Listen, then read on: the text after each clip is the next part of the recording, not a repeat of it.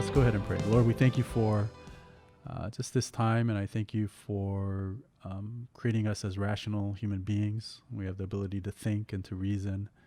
And Lord, you didn't give us that ability just so we could blindly follow without understanding you and your word. And so we are grateful for times like this. And I just pray that you'd be with us now and help us to really think through a few things and talk through a few things. And Lord, that it would lead to us loving you more. In Jesus' name we pray.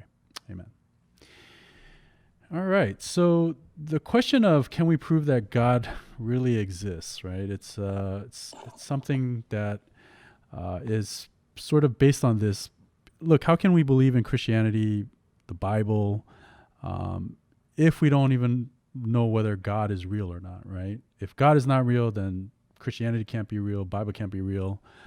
None of that, right, can be real. And so, over time, that's been really this. There's been different approaches. Like we'll use evidence. We'll show that God is real. Here's a step-by-step process to prove or show or demonstrate the existence of God. And then, it kind of really comes from that idea of science, right? In other areas of life, we can use science, theories, and then test them. And then we come to these conclusions and we prove something, right? Math, where we can prove something mathematically. I still remember in college getting into a math class, and we had to do a bunch of proofs, and it was so different from what I was doing in high school, and really struggled a little bit to get through some of the concepts there. But interesting, I think, is when we think about science and proof. George Simpson has a great quote here. We speak in terms of acceptance, confidence, and probability, not proof. All right. So he's talking about biology. He's talking about life sciences. If by proof is meant the establishment of eternal and absolute truth, open to no possible exception or modification, then proof has no place in the natural sciences. Alternatively, proof in a natural science such as biology must be defined as the attainment of a high degree of confidence. So even for science, I think the language of confidence, probability, acceptance for scientists is much more comfortable than this idea of that we're going to prove something beyond a shadow of a doubt, that there could be zero exceptions to these rules, that that nothing else could ever take place. And Tim Keller, in his book, The Reason for God, which I'm going to kind of use extensively in these next few minutes and refer to extensively, he talks about the philosopher Alvin Plantinga. He says, look, there are no proofs, right? There's no proofs that we can give to the atheist that will convince every single rational human being that God is real. However, he believes that there are at least 2 to 3 dozen very good arguments for the existence of God. Obviously, we're not going to go through 2 or 3 dozen today. This would be a 15-week time together. I'm going to touch on maybe 5 things as introduction. Next week will be next class will be a big one in 2 weeks, talking about creation, right? And creation versus evolution. I think that's a big one for a lot of people. But anyways, that there's at least these 2 or 3 dozen very good arguments for the existence of God. And most people who take the time to think through that list are going to find some things that are compelling, some things they'll be like, I don't know about that. But what happens is there's this accumulation of data, theories, claims, or ideas, and Tim Keller is going to start referring to them in his book as clues. And you can keep stacking up clue after clue after clue, and if there's enough clues that make you think, God can, that there's a very real possibility in the existence of God, then he believes that's kind of what we're, as Christians, what we can do with our atheist friends or contacts, but also even for ourselves as Christians, is one of the big things is we tend to struggle sometimes with doubts. Our kids struggle with doubts, our friends, right? And maybe we grew up in the church and we spent our whole life never really questioning, is God real?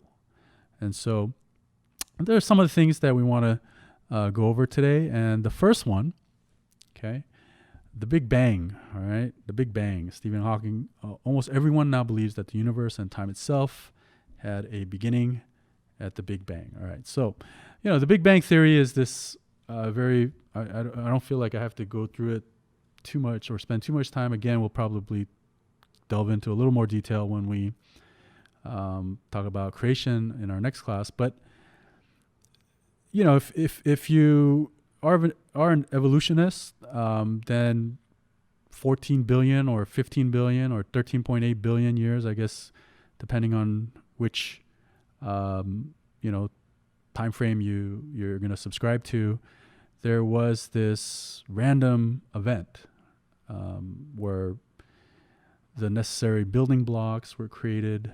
Not created, I guess, happened to come into formation, and you had the beginning of life.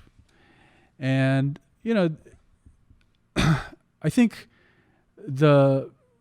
for the Christian, one of the things we think about is, okay, if there was a beginning to something, right? If there was a beginning to the universe, there's a beginning to life, there's a beginning to everything in the world that what we see today and experience today, and even a lot of things that we can't see, right? If everything had a beginning, then there must be a cause to that beginning, right? Was it pure chance? And evolutionists don't want to ascribe a certain force, like a personal force, to that beginning. And so we get to this interesting, again, these are not, pastors or theologists putting out these odds. All right, look at these odds, right? Evolutionist Carl Sagan estimated that the chance of life evolving on a planet, it's today we would pretty much say that it's impossible, right? These odds are impossible odds. Evolutionist Harold Morowitz calculated the probability of the formation of even the simplest living organism to be, look at that, right? 10 to the power of 340 million. These are terrible odds, right, you guys? These, for today, the odds are so great that we would just kind of say that it's impossible. Something, Fred Hoyle, okay, he talks about this, how impossible these odds are and you may have heard of this. He's an astronomer, British astronomer, but he talks about blind guys scrambling a Rubik's Cube, right? So you're blindfolded and you've got a Rubik's Cube in your hand. And so he says, look, if you even have a nodding acquaintance with the Rubik's Cube, all right, so you're going to concede the near impossibility of a solution being obtained by a blind person moving the cubic faces at random. So you can go ahead and test this rest of your whole life, right? Blindfold yourself and randomly move around the Rubik's Cube, right? And then he says, now imagine 10 to the power of 50, all right? So that's 10 with 50 zeros, right? So I don't even know what that number would be if I had to say it, like whatever, 10 to the power of 50, all right? Then you would have 10 to the power of 50 blind persons, each with a scrambled Rubik's Cube, and you're trying to figure out the chance that they will all at the same time arrive, all right, at the same time, the solved form, right? And astronomer Fred Hoyle says that this is the same chance, pretty much the chance of arriving by random shuffling at just one of the many biopolymers. A biopolymer are biological polymers, right? Large molecules, nucleic acids, proteins.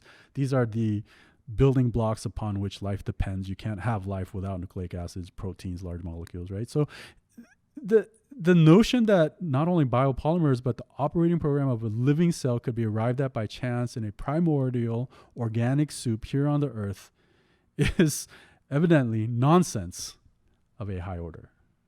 All right. So this has been a very popular sort of clue, I think, or argument, whatever you want to describe it as, but for Christians, the idea that, all right, so let's say we're going to say there's no God, so there's no creator of the universe.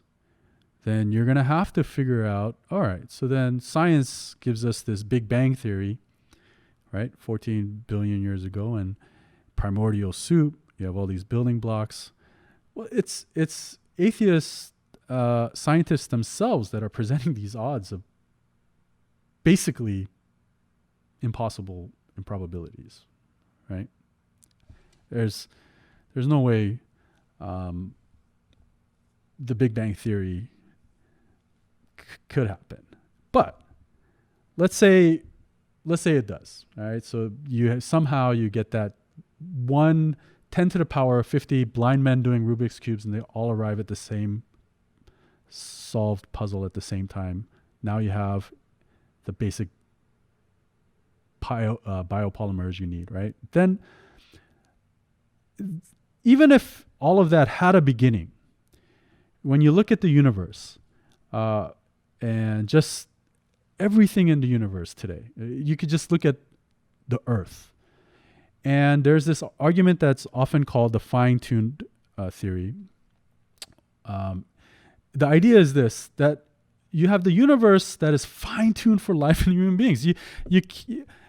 When you look at the universe as a scientist, then there's going to be all of these variances and constants, the gravitational constants, force, whatever, all nuclear force, magnetic forces, all of these things, and each and every single one of these things have a precise value.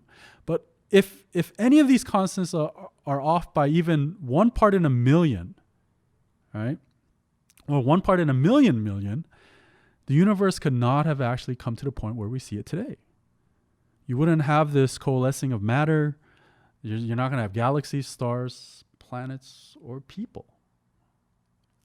The illustration I often come across is like if you ever look at like a soundboard and there's like all these dials, right, to make the sound come out the way you want it to come out.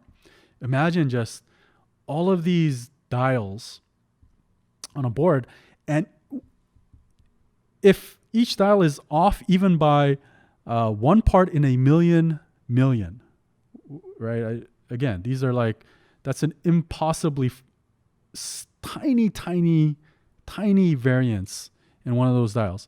Then you wouldn't have what we have today, this universe. You wouldn't have life. You wouldn't have stars. You wouldn't have people, planets. That's sort of the fine-tune argument or theory. All right, so fine, we'll give you the Big Bang, but then after that, what about how all of that could lead to what we see today, right?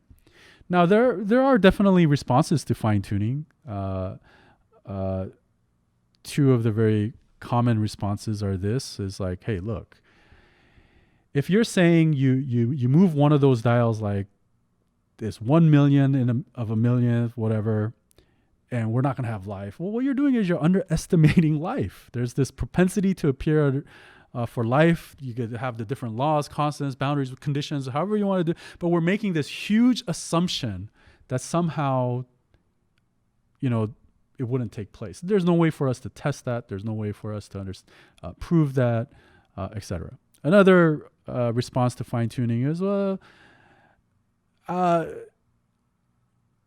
how can we even think about changing more than one thing at a time, right? It's difficult to consider this. It's difficult to talk about it or study it, let alone prove it. And the most common argument, all right, so Richard Dawkins, his book, The God Delusion, he talks about this. Look, there are trillions of universes, trillions of them. All right, so yeah, he gives us the fact that there's these enormous odds that have to be overcome in order for the Big Bang to happen and then fine-tuning to happen for the universe as we know it to exist today. But His point is there's so many different universes that the enormous number of these universes existing over enormous amounts of time and space, right? Because they're talking, right? For them, it's 15 billion years. It's inevitable that some of them are fine-tuned to sustain our kind of life. If you have that many universes over that many years, then one is going to hit. All right? One is going to hit. That's been really the big argument that atheists have presented against fine-tuning. But, Tim Keller, Alvin Plantinga, they bring up a great response to that. They would say, all right, then if you have a dealer who deals himself 20 straight hands of 4 aces, so you got people playing poker, and he gives himself 20 straight hands of 4 of a kind, 4 aces, then his companions will probably do what? Reach for their guns. They feel like they're being cheated, right? How can someone deal himself 20 straight hands of 4 aces? And to which the player says, look, I know it looks suspicious, but if you think about this, there's an infinite succession of universes, so that for any possible distribution of poker hands, there is one universe in which this possibility is realized. So it just happens to be that in this one moment of time, in this one universe, over how many trillions and trillions and trillions, it happened. I dealt myself 4 aces 20 times in a row without cheating. Are they going to believe that, or are they going to just shoot him? Okay, so this has been, again, the Christian response to the atheist response to fine-tuning. You're telling me that, of course, it's impossible to happen, but there's so many universes that it's bound to happen once. That doesn't take into consideration these odds. You're just saying, that's like saying the odds are so bad, but if you do it enough, it's going to happen. And we know that's not true, right? Like, if the odds are 1 in 1 billion to the 1 trillionth power, it doesn't mean you can just keep trying and keep trying and keep trying. What it means is it's impossible. It's not going to happen. This one is, these first two you guys may have heard of or be familiar with, but one thing to really consider, and I think is very interesting, the regularity of nature. All right, so all scientific inductive reasoning is based on the assumption of the regularity of nature, or more specifically, of the laws of nature, right? So all that means is what we see happening today is what we expect to happen tomorrow, right? If, water is going to boil today, you put a pot of water on your stove, you turn on the gas, right? And you wait a certain amount of time. You may expect some small variances, right? But pretty much you go through life thinking, this is what happens when I apply heat to water, right? How many of you think tomorrow may be completely different? Maybe the law of gravity will stop working, right? So today if I jump off a building, it's going to have serious consequences, but who knows? Maybe tomorrow the law of gravity will cease to work, right? Or so the regularity of nature is a very interesting thing, because for the average person, we just assume, oh yeah, of course. Why would it be a law of science if it wasn't true tomorrow, right? If it's true today, it has to be true tomorrow, right? It's kind of a given to us. But if you really start thinking about this, right? Start thinking about this. Why is there this natural expectation that the laws of nature will hold up tomorrow and 10 years from now and 20 years from now, right? For Christians, we say it happens because there is a force, a person that sustains the laws of nature, that upholds it.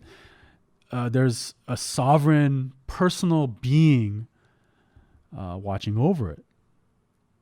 But if you don't believe in a theistic person governing the laws of science, then the regularity of nature, even for scientists, it can only be taken as a step of faith.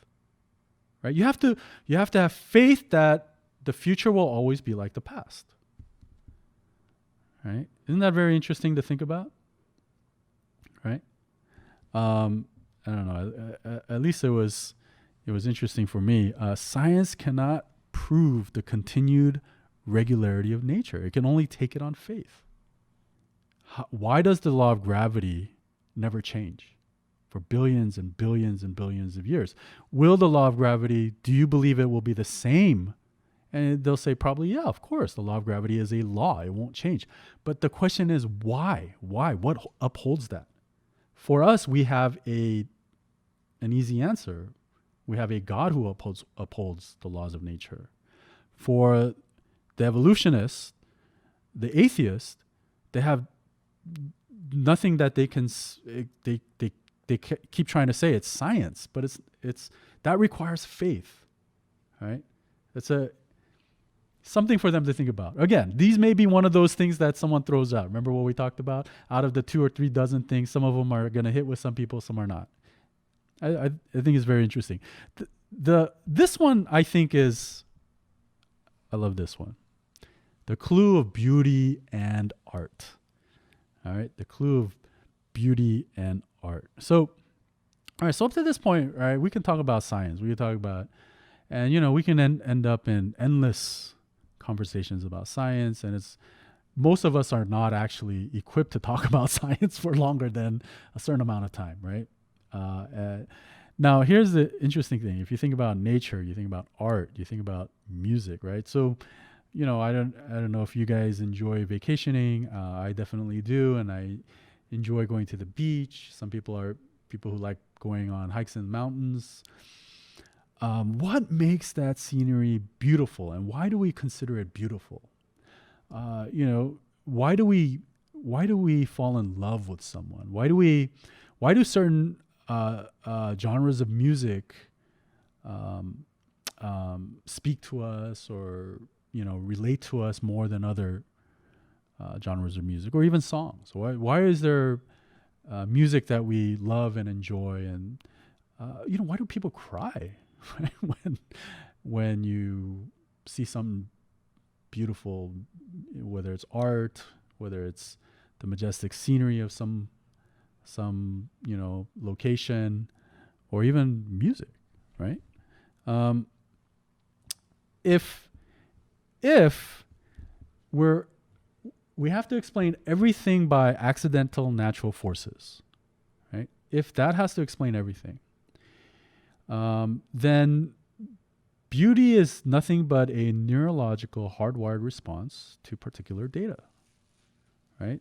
So you're going to look at that scene in Hawaii or wherever you are, and you're going to say it's beautiful because your ancestors, those who came before you, said, look, that's where food is, or some kind of survival instinct. That's where protection is. That's where shelter is, etc. For some reason, that's going to be a more advantageous location than a different location.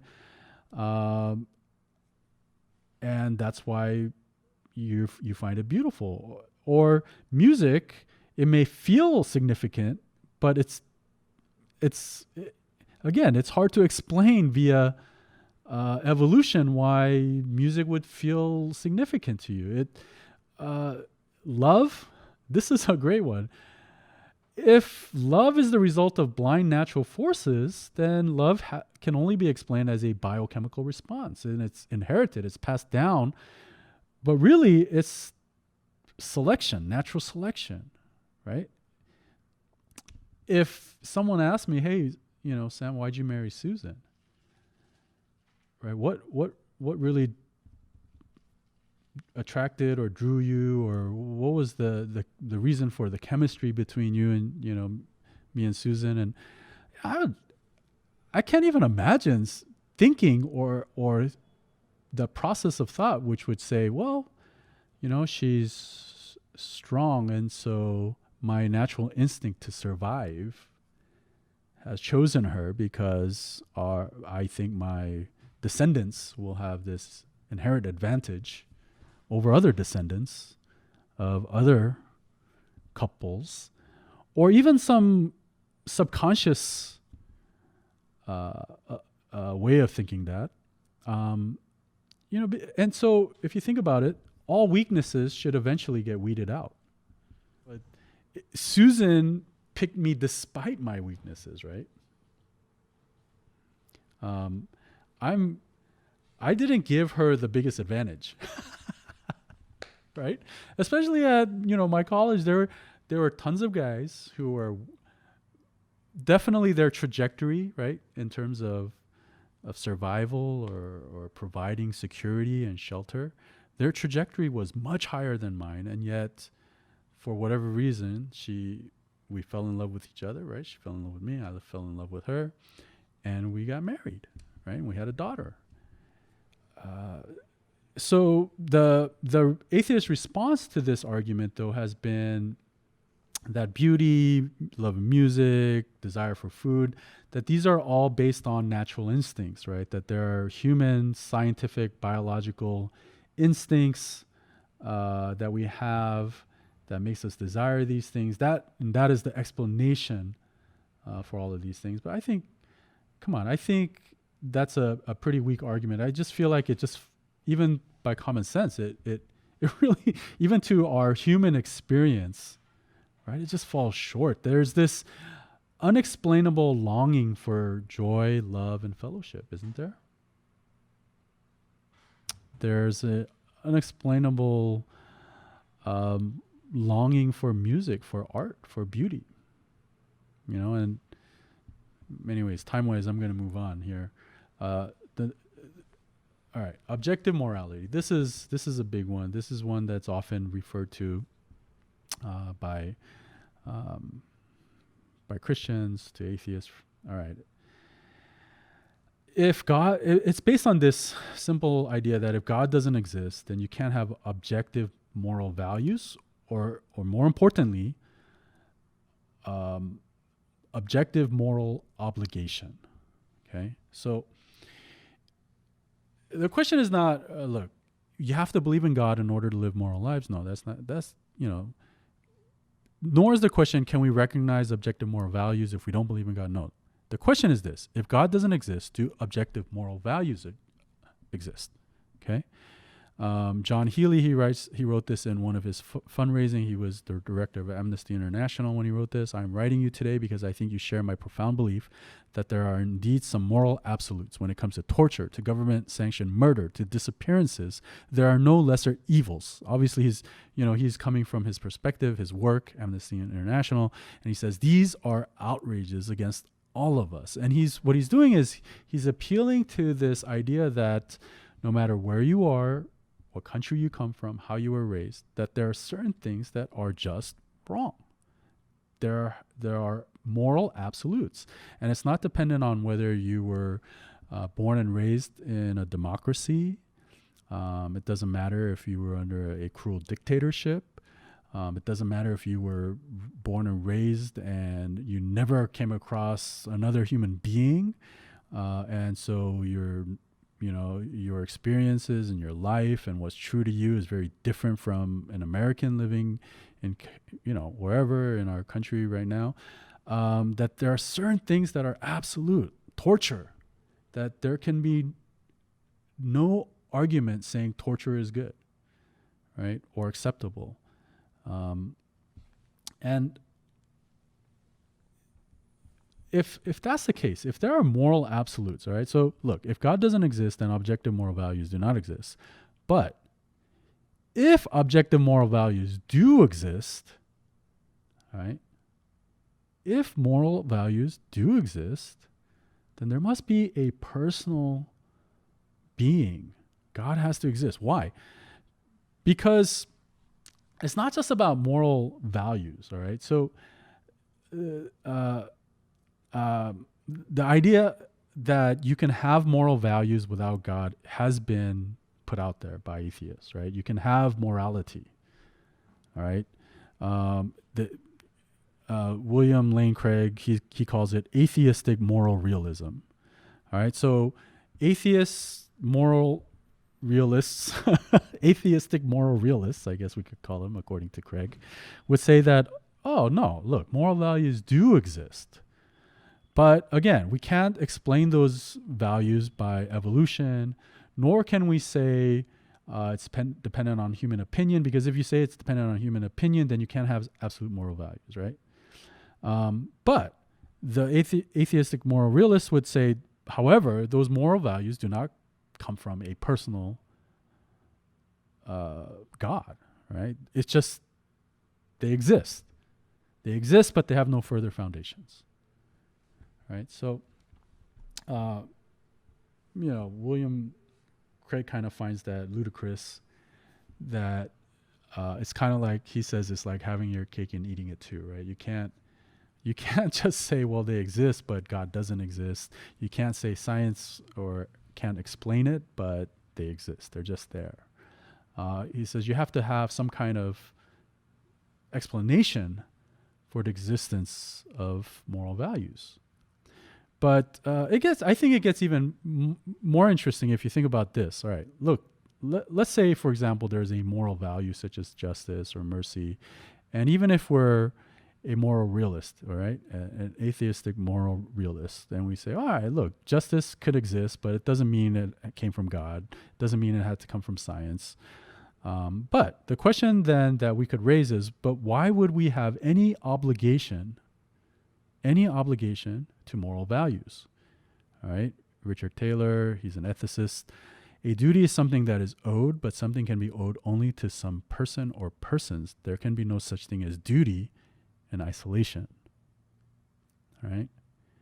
So if you believe in objective moral obligation, all right, objective moral obligation. So not only just moral value, but an obligation that that because of these objective moral values, we should live a certain way, or people should, uphold those moral values. That there is this sense of duty or obligation that someone should have. Then really, you're acknowledging then that, yeah, a duty or obligation cannot exist in a bubble. Right? It has to be to someone. God makes sense of moral obligations because his commands constitute for us our moral duties. As we're getting short on time, I will say this. Look, there's no, again, if you're looking for a magic argument, it's not right in existence. Just like science can't prove everything absolutely, none of these arguments will prove the existence of God absolutely. If it would, then there would be no such thing as atheists. So we do have to remember that. And again, it's a collection of clues. And it's a matter of finding that right clue that either helps us with our own doubt sometimes, or even helps our friends or people we know, acquaintances or co-workers, whatever it is, whoever we're talking to. There's going to be different clues. There's going to be different things that will make someone go, But it's a collection. It's a collective weight. All right. And so a lot of times it's hard for someone to explain exactly what caused them to all of a sudden believe in the existence of God. It's a good question. Kind of a difficult one to answer, thinking that wasn't really a specific moment that, I came to the realization that God was real. It was kind of, maybe there was. It was kind of like, for those who have watched the movie Usual Suspects, many haven't, so I can describe it. It's where the investigator pieces together everything at the end of the movie and started to see all these little pieces and how they were all connected, and then he's kind of had this aha moment, so to speak. So that happened. It's been so long now. It happened probably about 13 years ago. I would estimate I was about 30 years old at this time. And it all started from buying a Bible for no other reason other than I thought I was going to read it. And then it sat on my coffee table for about a year. And And one day, channel surfing through the TV, I stumbled upon a program. I was probably looking for an MTV program, but they had put the Christian channels right next to the music channels for some reason. I must have overshot the Christian channels. And I found this show called Through the Bible with a rancher named Les Feldick. And I decided to record it. And I watched an episode of it, and he was in the book of Daniel. And it was about Nebuchadnezzar's first dream, about this, the statue. And then he started flipping back and forth between the gospel and Daniel, just connecting all the pieces. And I thought, oh, that's how you're supposed to read the Bible? I thought you had to read it.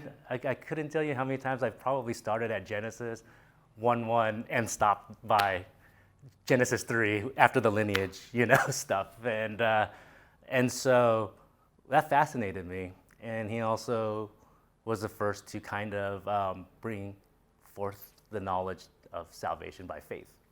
And I thought, wow, what a cool concept. From that day on, I started picking up my Bible and reading it.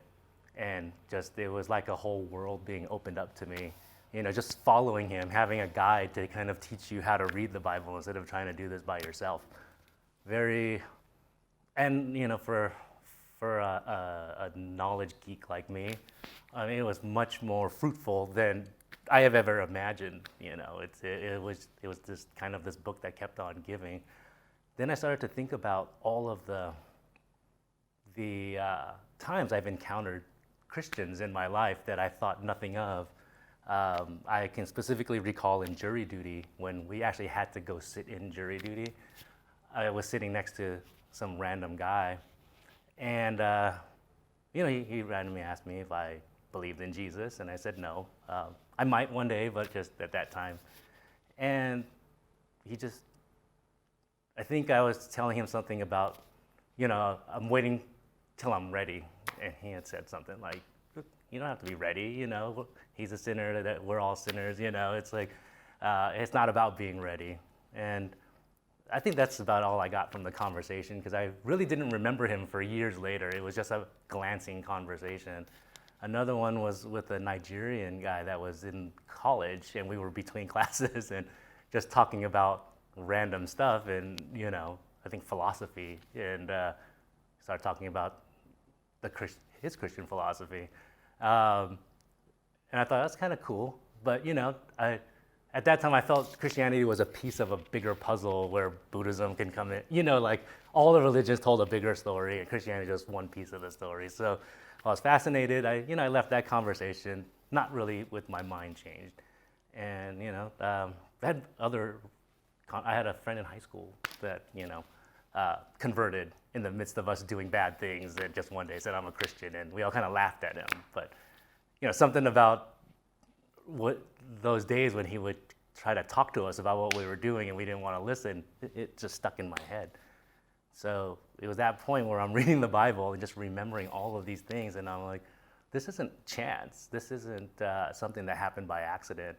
It was kind of divinely interwoven throughout my life, whether I was aware of it or not. And that was kind of the aha moment. It's like, wow, I'm here in spite of myself, not because of myself. And that's a very comforting feeling, even as I walk, and I'm not perfect in my current walk and future walk, but it's always good to know that someone's already kind of drawn out this path for me. No, for me, I don't know if I have any authority in this. I could just tell you what's happened in my life, and how I've become essentially a hedonist, an atheist hedonist, I guess, to someone who's willing to subject my life to rules and understanding what these rules and boundaries are meant to do in my life. It's not to put me in prison. It's to help me to realize the best of who I can possibly be, and not the worst.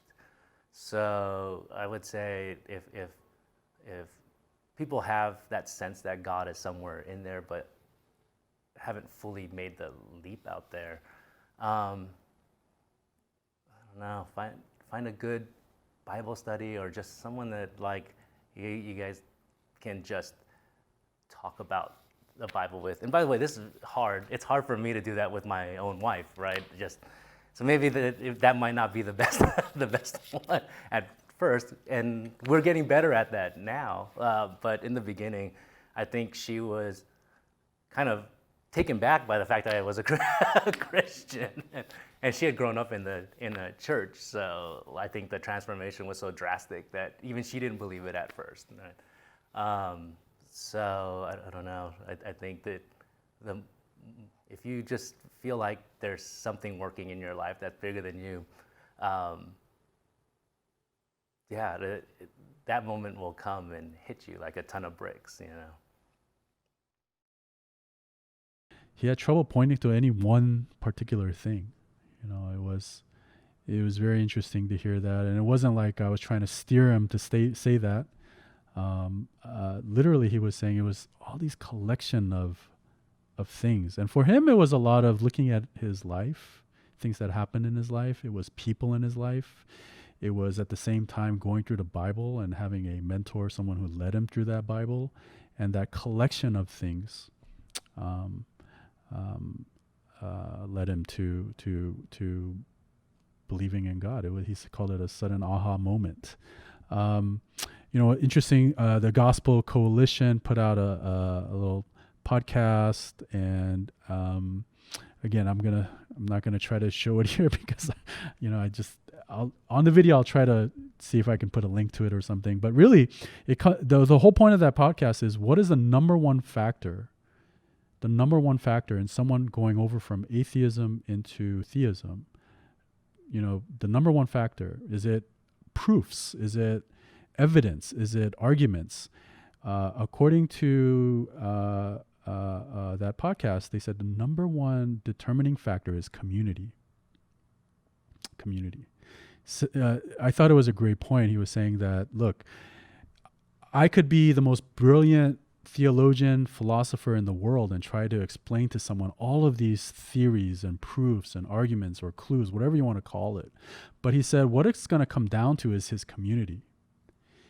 If there are others who reinforce those thoughts, those beliefs, not just with their words, but with their actions, if he sees it being played out, if he experiences it, there's a tendency to believe that. He says, look, if you're by yourself, it's and outside of that community, he says, it's not going to happen. I thought that was very interesting, and just a good reminder for all of us as we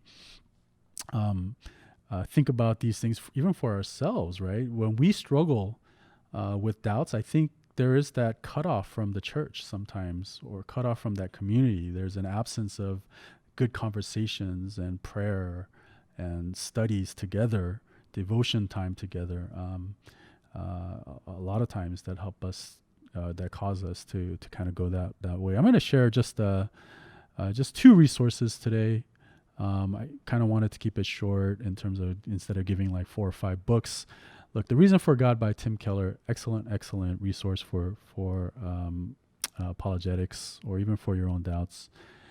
And then there's a book, Why I Am a Christian, and chapter 4 of that, Why I Believe God Exists, right? That chapter is by William Lane Craig. If you email me if you want, I can give you that whole, let me see if I have it right here.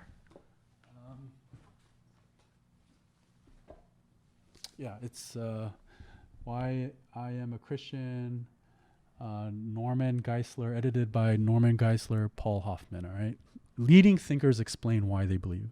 Excellent resource. So, Lord, we acknowledge to you that there is a large gap between your wisdom and understanding and ours, but we know that we were created in your image, and as people created in your image, you created us as rational beings with the ability to think, to reason, to understand things.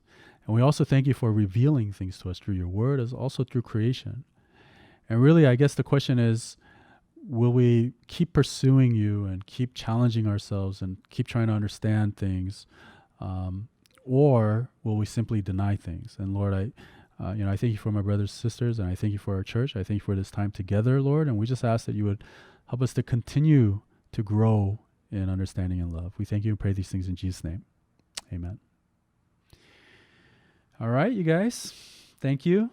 And we'll see you. The next one, again, it's in 2 weeks. So not this coming Sunday. It'll be November 8th. We'll look at the question of, did God really create the universe?